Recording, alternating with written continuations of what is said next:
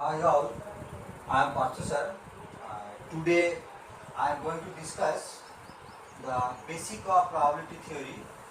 This topic is included in the syllabus of ECE, Electronic and Communication Engineering, third sem. Then the topic probability starts with the idea of random experiment.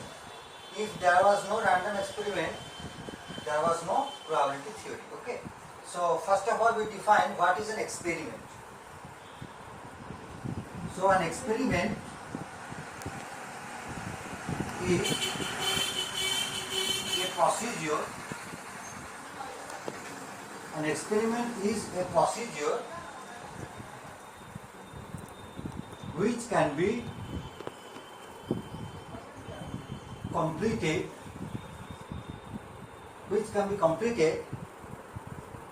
in a finite number of well defined steps, which can be completed in a finite number of well defined steps, giving some output at the end. And not only that, another important condition is that an experiment must be repeatable. We can repeat it as many times as we wish. Experiment must be repeatable under essentially the same environment, maybe air pressure, maybe temperature or other things, whatever will be in accordance with the experiment. So the experiment we must be able to repeat it under the same environment an arbitrary number of times. Repeatable, the same environment and arbitrary number of times. Now an experiment can be of two types: deterministic and indeterministic.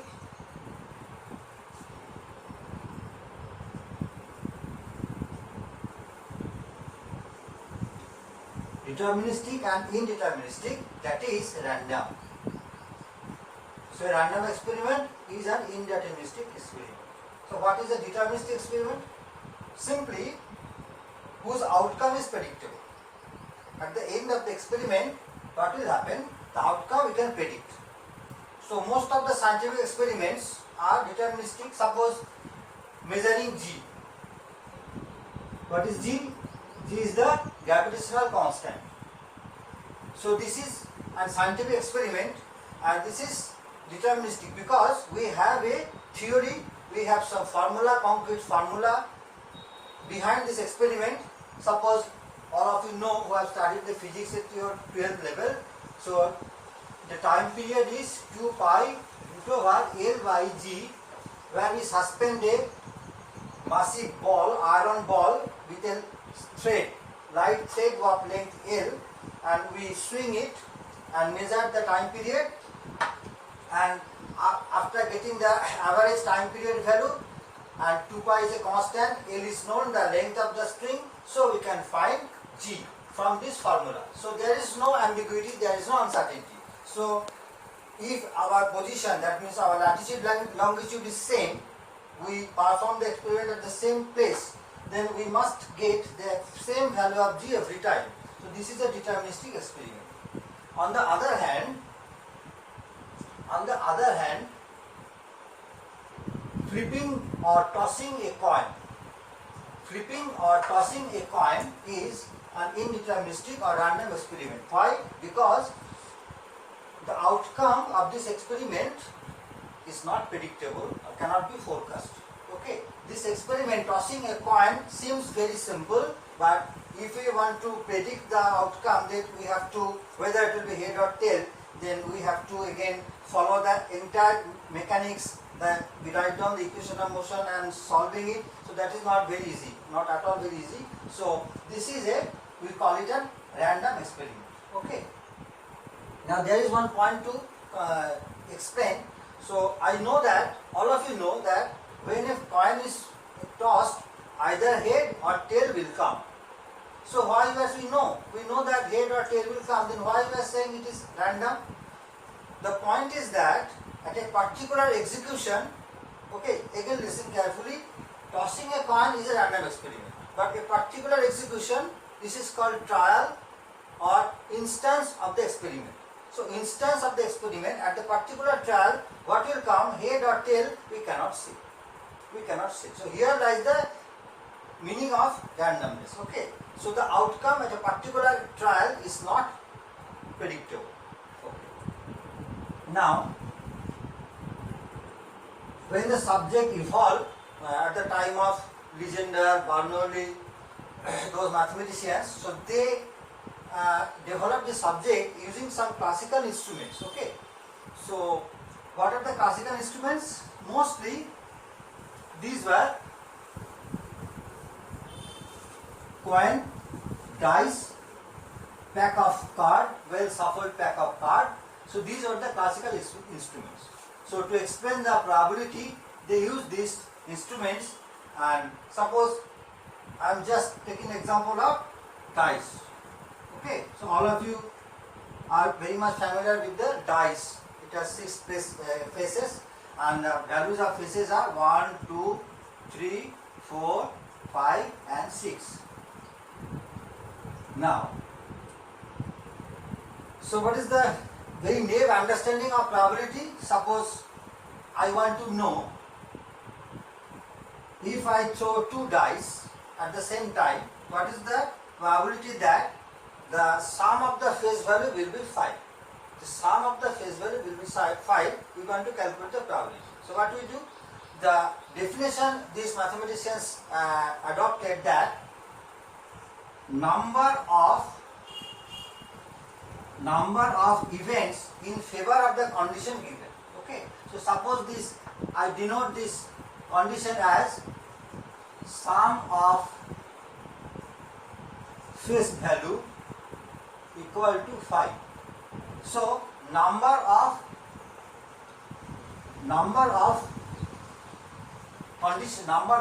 events favoring this condition, and in the denominator we place the total number of possible events.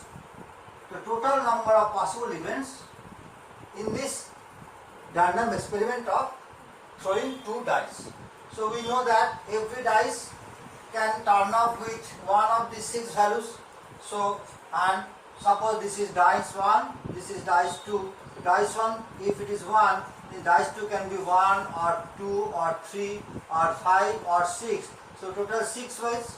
Similarly, for if dice 1 is 2, this will again turn up with 6 number of ways. So obviously the total number of events possible is 6 into 6. Okay, 6 into 6, that is 36.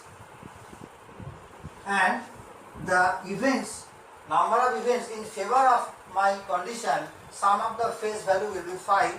That can be, you can calculate 2 and 3. This is one event. 3 and 2 another event.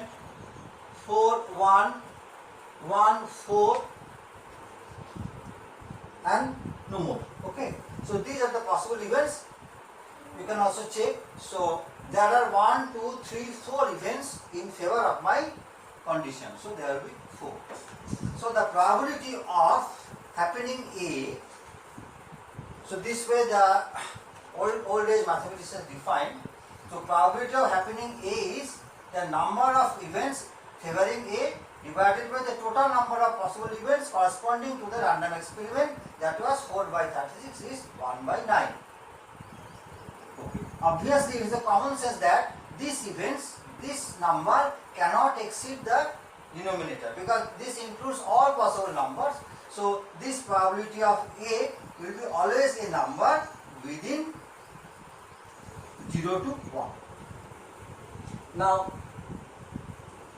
it is okay for pack of card, dice, coins or similar kind of instruments where the outcomes, the total possible outcomes are discrete and finite. This is a very important point to note. When the total number of outcomes are finite and discrete, so I can count. So this is a set, the set of all outcomes. So if this we consider it as a set, so this set is discrete and finite, and the measure of the set is counting measure. This set is also measurable, but counting measure. Now, if this has a severe limitation, this type of definition is a severe limitation. If the measure of a set is countable but not finite. It is countable but countably infinite. Okay, I give you one problem. Suppose in the x-axis I give one interval a to b with a length small a, and suppose I want to, I take a chalk and I want to hit the chalk within this a to b. Okay, so I can hit the chalk. So somewhere it will hit. Okay, so if I try to calculate what is the probability that this chalk will be hit the line within C to D, where CD is a by 2 and the middle point of C is the middle point of AB. Okay, so O is the midpoint, so OA is equal to a by 2, OB is equal to a by 2, and CD also a sub interval with CD length is a by 2, so OC is equal to C by a by 4, OD is equal to a by 4. That is a sub interval of half length with the same middle point. So what is the probability that my chalk will hit if I throw suppose 100 times or 500 times or infinite number? What is the probability that this will hit the middle point of this thing? So now what is the total number of points possible to hit? So this is the number of points within A to B. So that is, we know that if it is a line on the real number, the number of points is infinite. Okay, and if the same is true for CD also, in the sub interval also the number of points, that is the points in favor of my condition, is also infinite. So according to this definition, the probability will be infinite by infinite. So it is having no meaning, it bears no meaning. So this classical way of defining probability fails in certain geometrical situations or other type of situations where the number of set having some infinite number of outcomes, possible outcomes, and also infinite number of outcomes in favor of the condition. So this type of definition cannot be adopted on those situations. So what we have to do, we have to generalize the mathematical base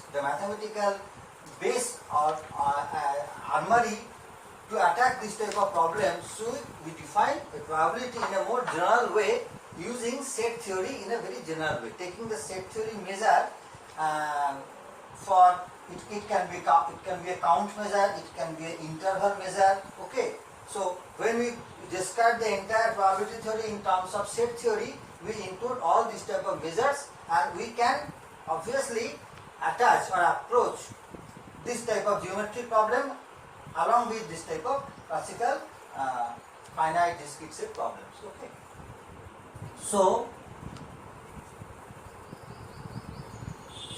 around 1945, Kolmogorov came with the general set theoretical approach for probability. Okay, so we start with the axiom of the probability which was put forward by. Okay, before we write down the axioms of probability according to Kolmogorov. Let us first discuss some of the basic terms and definitions regarding the outcomes of a random experiment. Okay, so let us clarify these things with an example, very easy example. Suppose I throw a dice. Because I throw a dice, fair dice. So what are the experiments? What are the outcomes? 1, 2, 3, 4, 5, 6. So these are the outcomes or events. So what is an event? We define event is outcome of a random experiment. Okay, so what is the experiment? Throwing a dice. Okay, and these are the outcomes of the random experiment. Now, here we want to clarify one thing.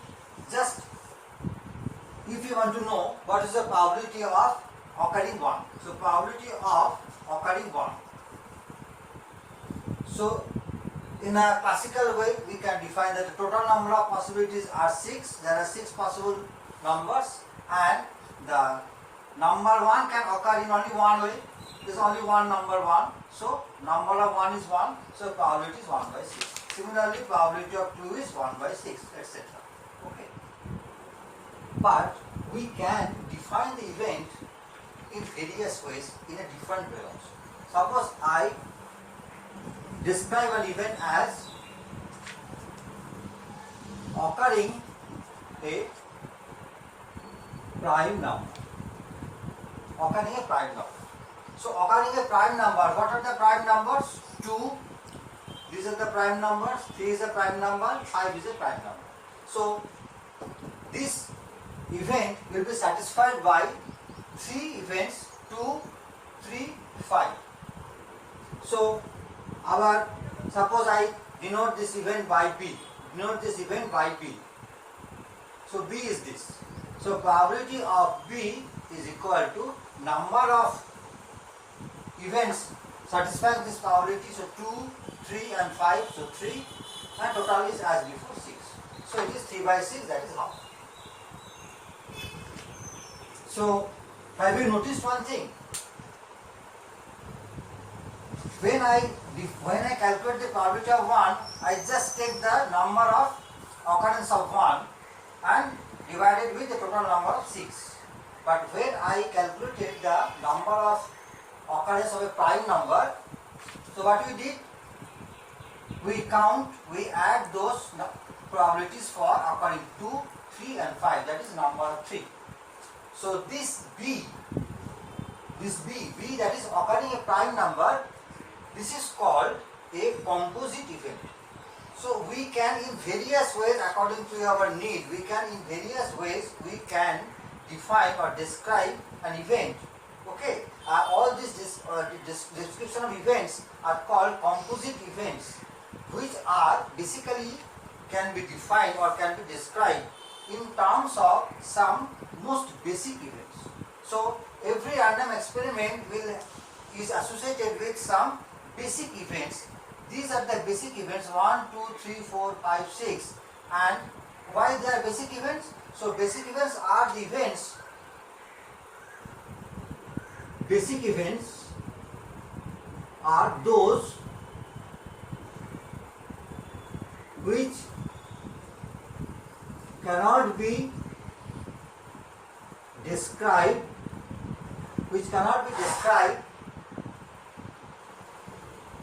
in terms of simpler events. Okay. So the occurrence of 1, can you describe this thing in terms of more simple events? No. Occurrence of 2. So these are the basic events associated with the random experiment of dice throw. But when you are talking about occurring a prime number, or for example, suppose C events is occurring in odd number. Okay, so these events, we can describe these events in terms of these basic events. So prime number will consist of 2, 3, 5. Odd number will consist of 1, 3, 5. This way. So these are called composite events. So what are composite events? Composite events are those which can be described. So composite events, those can be described in terms of the basic events. So we have defined the basic events and composite events connected to a random experiment. Okay. Now there is a very important thing to understand, that for any random experiment, there is always a set of basic events, and those basic events must be always equally likely. That means there is no preference of occurring one events to others. Okay, all are equally probable. Just for the dice throw, this probability of 1 is 1 by 6, 2 is 1 by 6, all the same, and they must be all mutually exclusive. That means occurrence of any one of them will automatically eliminate or preclude the occurrence of others. Okay, so these are the most underlying assumption behind this modern theory of probability. If it is not valid, all the axioms or other things will not be valid. So again, please remember that the basic events, there is always a set of basic events connected to a random experiment, that this must be always equally likely. So basic events are always equally likely and mutually exclusive. Okay, henceforth we denote it by ME. ME means mutually exclusive and equally likely. Okay. But the composite events, what about the composite events? The composite events may or may not be equally likely and mutually exclusive. For example, occurring a prime and occurring an odd number, they have some common. Occurring an odd number will have 3, 5 and 1. Occurring an prime is 2, 3 and 5. So 3 is common. So they are not either mutually exclusive, and they may not be equally likely also, because if I design another event occurring a number which is multiple of say 3. So multiple of 3, we are having here two values, 3 and 6. So what is the total value? 2 by 3 and 6. There two values are in favor of my condition.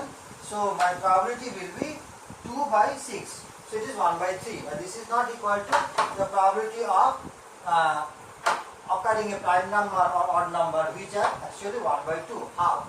So composite events may be or may not be equally likely and mutually exclusive. And then our next concept will be pairwise and mutually independent events.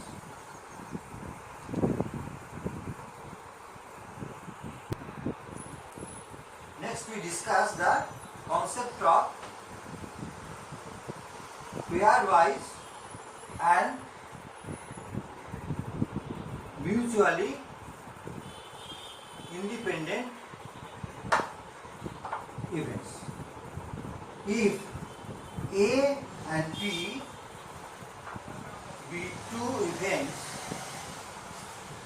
belonging to the sample space S, that means the collection of all possible outcomes connected to a random experiment E, denoted by AC, then if probability of A intersection B, what is the meaning of this thing? This is the probability of simultaneous occurrence of A and B. Okay, I will give example shortly. If this is equal to probability of A into probability of B, always remember that probability of A, probability of B, or probability of any events, that is a real number within 0 to 1. Okay, as per our definition. So these are all real numbers 0 to 1. And if I get probability of A intersection B is equal to probability of A into probability of B, we say AB are pairwise independent events. Pairwise independent events. So this is pairwise independent events. And we can generalize the situation as if A1, A2, A3 dot dot n are some n number of events in the sample space SE, then A1 intersection A2 intersection up to AN, this is equal to, if this is equal to probability of A1 into probability of A2 into probability of AN, then we call it mutually independent events. Now one thing you should remember, that all events are not pairwise independent or mutually independent. Okay. There are some examples for which are pairwise independent and which are not pairwise independent. We will come to these examples later. So these are the definition of pairwise independent events. And what will happen for if two events A and B are, number 1, number 2 are mutually exclusive. Actually, what does it mean? Mutually exclusive means occurrence of A will eliminate the possibility of occurrence of B. That means they will not have any event points in common. Okay. Suppose these A and B both are composite events maybe, so they will not have any event points common, and if they are the basic events, then by definition they will not have any event points common. So we will have probability of A intersection B equal to 0. That is probability of null set. Okay. So if A intersection B is null, so null means nothing is there, void set, that probability will be, by common sense, it is 0. So A and B are mutually exclusive means probability of A intersection B is null, is 0. And also we will have probability of A union B is equal to probability of A plus probability of B. So this is the definition of mutually exclusive events. A probability of A union B is equal to probability of A plus probability of B. Now at this point I should clarify the notation I will be using in subsequent lectures, that this union of any two sets can be equivalently expressed as A plus B. These are same. And A intersection B, this is often written as A dot B. So don't confuse. This dot doesn't mean the usual multiplication of two scalar numbers. Okay. This dot means the intersection of two sets. And this plus means not the usual scalar addition, that's the meaning for sets. So A plus B will mean A union B. These conventions will be used in the later part of the lecture. Okay. So for this video lecture is concluded today.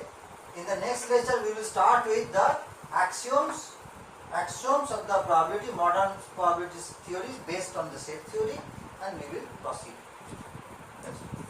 Okay, thank you.